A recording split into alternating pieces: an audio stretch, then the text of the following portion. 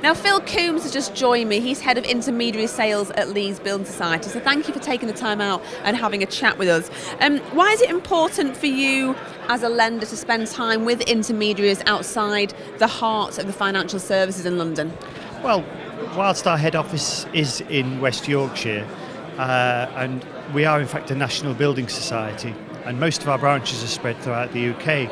And similarly, our approach to intermediary lending is that we need to deal with brokers wherever they are. 28% of our business development does take place in the financial city part and the southeast, but that means that 72% does come from the rest of the UK.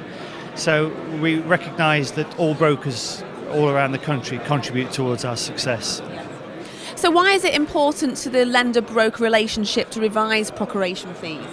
Well, whilst brokers raise fees themselves from their own work that they do, we feel that it's important that we recognise what they do on our behalf, and certainly that since MMR came in, there is more for them to do, similarly for the lenders as well. But we believe that we review our fees in line with the amount of work and effort that they have to put in towards supporting us in our efforts to obtain mortgage business. Do you think we will see a continuation of these record low fixed rates?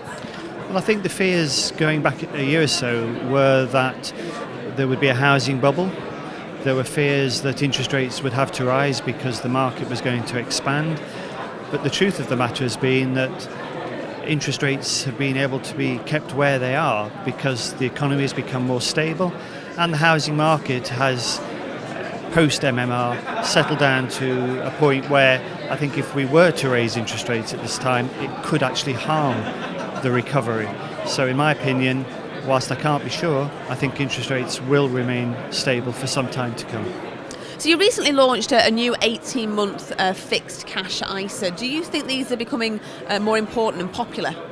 I do, and the very reason for that is that since the Chancellor last year announced that he was going to change the amount that people could borrow to £11,000 and subsequently from this April rising to 11,240. I think what we're going to see going forward is that more people will be using the ISA as a vehicle to potentially repay part or some of their mortgage at a later stage. So they're popular with customers, whether they be savers or borrowers, and I think they'll become even more important as time goes by, especially as other repayment vehicles perhaps are not so available. So after several years of quite cautious lending, do you think that the market is beginning to kind of innovate to cater to borrowers kind of without the more black and white approach and circumstances? Yeah, I think that's a tough question to answer. I think we're too early into the cycle to see the full range of innovation. When you look back at the circumstances that led to many of the problems we had earlier on, then I think that at the moment lenders are taking stock of the post-recovery period, perhaps post-MMR, and I do believe that lenders want to try and innovate to come up with solutions, but I think how far they can go will be determined, I think, over the coming year. It's not a straightforward matter just saying, oh, let's create a new product that will resolve the problem.